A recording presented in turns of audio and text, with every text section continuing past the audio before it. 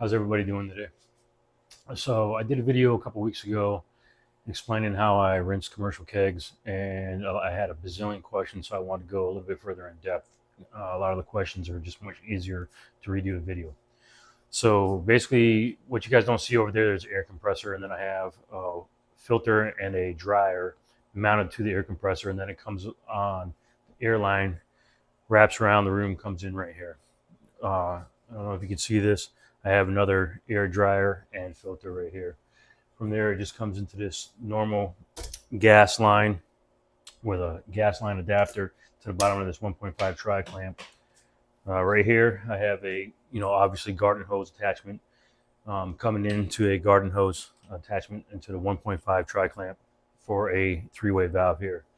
Coming out of the three-way valve, basically, you have your typical Sankey connector. Things I gotta make note is I also use this to fill kegs, so I have a ability to make the line shorter right here by disconnecting these 1.5 tri-clamp here. But what's important to remember is the inside of this valve is also been all the ball bearing that sits in here has been removed, and then the one-way check valve has been removed. Now, typically beer will come out this direction on a Sankey, basically, but this is where you want the water and air coming in, or this is the way you want the beer coming in, because it's going to travel down to the bottom of the spear of the keg. Like I said, I also use this to fill. I clean, sanitize it, use it to fill my kegs right off the fermenter. Next thing I want to talk about is, so where I have the water coming into my house right here, coming into my garage, the bottom line right there goes into the sink right here. Top line comes to this garden hose right on the wall here. And one thing I want to make sure that everybody, if you do this, make sure you do, is there's a one-way check valve right here. And I have that one-way check valve to make sure that the air does not go into my plumbing of my house, as well as there's also a one-way check valve right here on the air hose to make sure that no water can go back that way into the air compressor. Essentially, I have my air compressor set at about 15 psi's with my kind of matching my my water coming into the house. I create that burst in action. I'll show you guys what it looks like in a second. First, I'll turn on the air. So I also have a valve here where I can shut it off, both going to here. So, but I'm going to open that up and I'm going to run. All right, so that's 15 psi's of, you can hear it. I'll put it by the microphone, but you can hear 15 psi's of air coming out. And then if I turn on the water here, you'll see it creates a burst in action. That burst in action is what is going to break down that beer inside the keg. Let me shut it down real quick. I also have valves. I have valves right here that I've added to the Sankey right here's 2 valves, so I can also shut it off right there. But you can see that intense blast in action. Shut the water off. Shut the gas off. All right, so now this valve is open here. I'm going to give you a demonstration because I got a dirty keg from an IPA. So I keep these little caps on them. I got to take a break for a beer drink.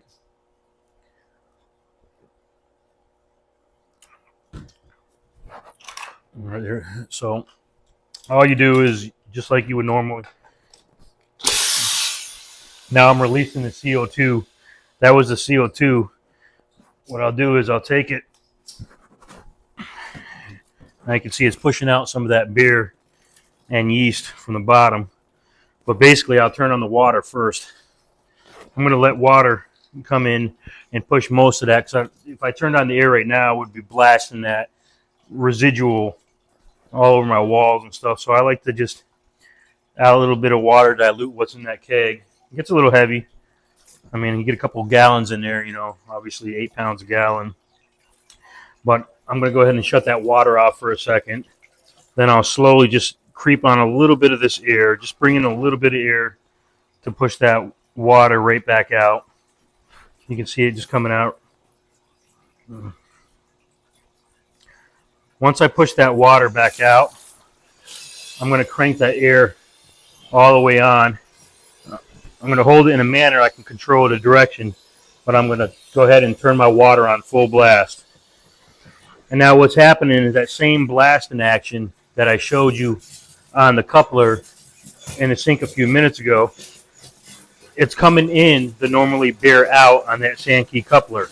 So it's traveling up the spear and it's hitting that rounded bottom of the keg, and it's cascading down the sides, and it's going back out into the sink, out the normally gas air in. And I'll usually do that for a good couple minutes. Well, I shouldn't say a couple minutes, like anywhere from 30 seconds to 120 seconds. But I can also fine-tune that blasting action by either turning down a little bit of the water or turning down a little bit of the air to create that nice blasting action. But really, that's all there is to. There's no secret science. You're probably wondering why I have this gray gas lock here. Well, it's because what I do is I will put about a half gallon of PBW inside the kegs after I do the first rinse. I'll show you that in a second. So basically, I'm going to shut the water off first, let that air from the compressor push any of that residual water out. All right, but what I have here next to me is a couple more kegs. These all have about a half gallon of PBW in it. And I use my pumps from the brewing equipment to put PBW or Star San in. What I normally do is I'll rinse that for 30 seconds to a minute and a half. Then when it's rinsed, I'll go ahead and, after a few of my kegs accumulate, I'll hook them up to my RoboBrew, which I have a quick release on the RoboBrew right here to a 1.5 tri-clamp, so that I can use the pump in the RoboBrew to pump either PBW or Star San into the kegs. And I'll use that same 1.5 inch tri-clamp to Sankey keg coupler. Then I'll leave PBW in it for a day or two, or whenever I get around to it. I'll push that PBW out using compressed air into a bucket, because I'm on a sewage on my house, so I don't put that stuff right down the drain. So I'll push that PBW out, and then I'll rinse it again for 30 seconds to a minute and a half, and then I'll use the same RoboBrew pump to push the Star San into it. And I just have a scale that I keep up here, you know, a typical postage scale. And obviously, if 1 gallon of water weighs 8 pounds, I just usually put about anywhere from 4 to 6 pounds inside each keg. And now I know I have about a half a gallon to 3/4 of a gallon. I know this method is tried and true. I've been doing this for close to 4 years. What I like to do is to double check the health of my kegs. Probably every 6 months or so, I'll use the correct tool to remove the spear from the keg, and I'll use a flashlight and a mirror, and I'll look in there to make sure there's no beer stone built up. But this method has worked for me. As long as that beer, you get that beer keg rinsed within a day or two of it tapping out, so it doesn't have time to build up, and you get that PBW in there. I'll slosh that PBW around in there a few times. Every couple of days I'll come in and flip them upside down. And then, what I like to do is flip them around, slosh them around, rinse them out again, put the Star San in there. Now, obviously, when it comes to leaving them purged, that's why inside my kegerator, I have obviously valves in there for the different beers that are on tap, but I have one that comes right back outside with the same gas lock on it, because when I push that Star San out, I obviously will not use compressed air. I'll actually disconnect this, and then which is the compressed air, and I'll hook up this gas line right to there to push that star sand right out of it.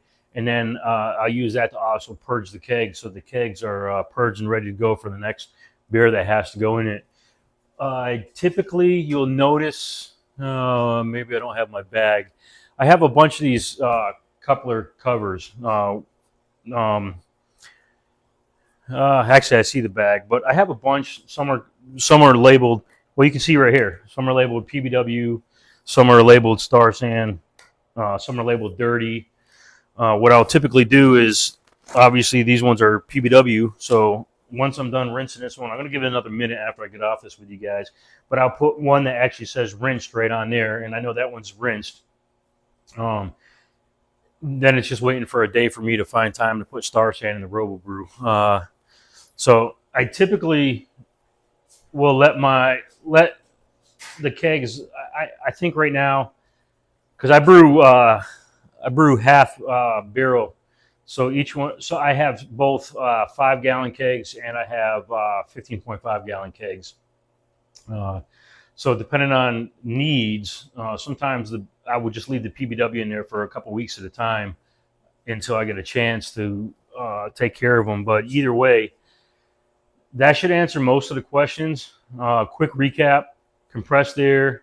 Make sure you run a filter. I run 2 filters, 2 water separators, one-way check valve right here at the final end, because you don't want your plumbing water to make it back into your air compressor. Same thing. I run a one-way check valve right here, so that pressure doesn't make it back into my plumbing and leak somewhere else in my house, because it can't handle the municipality's water pressure plus the compressed air. And again, I did tell you guys, I think earlier, my compressor is set for 15 psi's, but it's going to different depending on what your pressure in your house. When you're looking for that blasting action, you're going to have to play around with your air compressor psi's to find the perfect blasting, because you're going to notice if you don't have it matched like at the right rate, it ain't going to get that burst in action. You definitely want that burst in action. Again, compressed air using a gas ball lock. If I'm sanitizing and purging kegs, obviously CO2, and you can see the CO2 tank obviously right here, right behind. But other than that, I think that I addressed most people's questions. If you can think of anything else, go ahead and just ask away. Other than that, cheers.